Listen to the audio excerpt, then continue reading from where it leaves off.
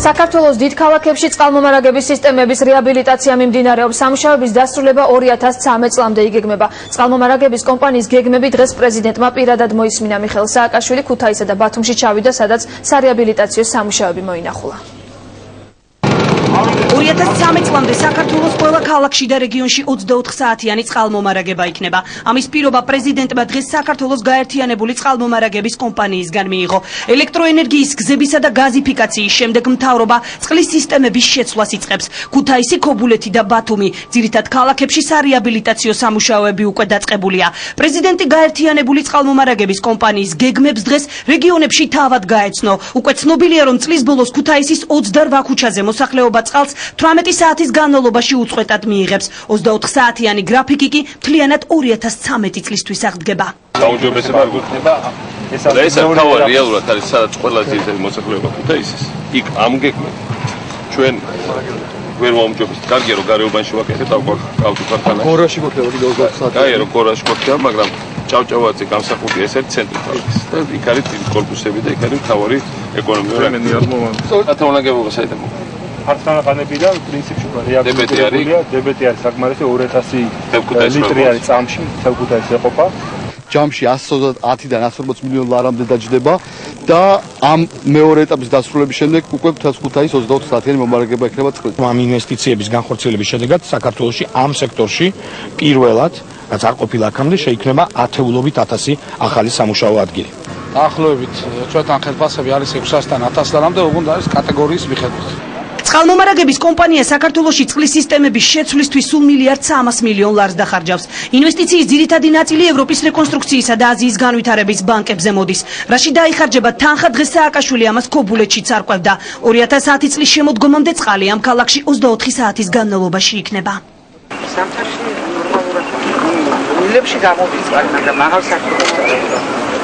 აი კორპუსებში.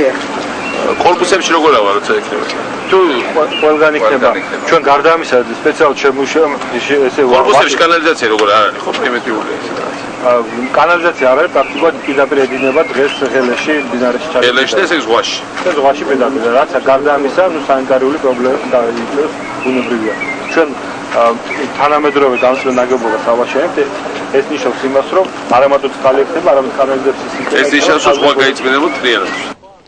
პრეზიდენტმა წყალმომარაგების სარეაბილიტაციო სამუშაოების შესახებ ძირითადი ანგარიში ბათუმში ჩაიბარა. ქვეყნის წყალმომარაგების გეგმის პრეზენტაციის შემდეგ სააკაშვილმა გარკვეული შენიშვნებიც გამოთქვა. აქცენტი საკურორტო ზონებზე და იმ მოსახლეობაზე იყო, ვისთვისაც წყლის პრობლემა დღეს ყველაზე მწვავედ დგას. ფოთის დარჩენილი ქსელის რეაბილიტაციას და მთლიანობაში წელს და გაისა დავხარჯოთ 30 მილიონამდე ლარს. ეს რადიკალურად გაუმჯობესებს ქალაქ ფოთის წყალმომარაგებას და შემდგომში უკვე 2011 წლიდან 2 წლის განმავლობაში პლუს 80 მილიონი ლარი იქნება დახარჯული, რაც მთლიანად გადაწყვეტავს. რადიკალურად გაუმჯობესებს რამდენი საათიანი გრაფიკი? ეს არის თითქმის 24 საათიანი, მაგრამ არა 24 საათიანი. ჩვენ პრაქტიკულად სამუშაოები ამ ნაწილში პროგრამის ნაწილში დავასრულეთ. რეალურად ინფრასტრუქტურის გაუმჯობესების მიმართულებით, ბატონო პრეზიდენტო, ჩვენ უკვე ამ ზაფხულიდან დავიწყებთ მსხვილმასშტაბიანი პროექტების განხორციელებას საქართველოს პრაქტიკულად ყველა რეგიონში.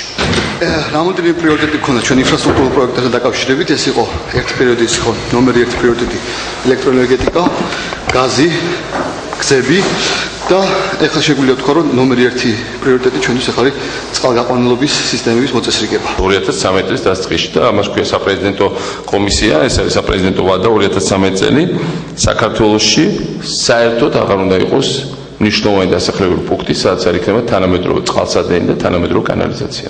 ეს ნიშნავს იმას, რომ ჩვენი ბავშვები გაიზრდებიან იმაში, რომ საერთოდ წარმოდგენილი არ ექნებათ რა არის უშუქობა, რა არის უგაზობა, რა არის უწყლობა. უწყალი არის მთავარი უფლება. მე დენზე მაღლა დავაყენებთ წყალს, უბრალოდ ესე არ ხდება, დენი უფრო ადვილი გადასაწყვეტი. 2013 წლამდე გაერთიანებული წყალმომარაგების კომპანია საქართველოში ახალი ტექნოლოგიების დანერგვასა და ყველა მილსადენის შეცვლას გეგმავს. ქუთაისის, ქობულეთისა და ბათუმის შემდეგ რიგში ბორჯომი, ბაკურიანი, ზუგდიდი და მესტიაა. პრეზიდენტი წყალმომარაგების რეაბილიტაციის პროცესს პირად კონტროლზე აიყვანს.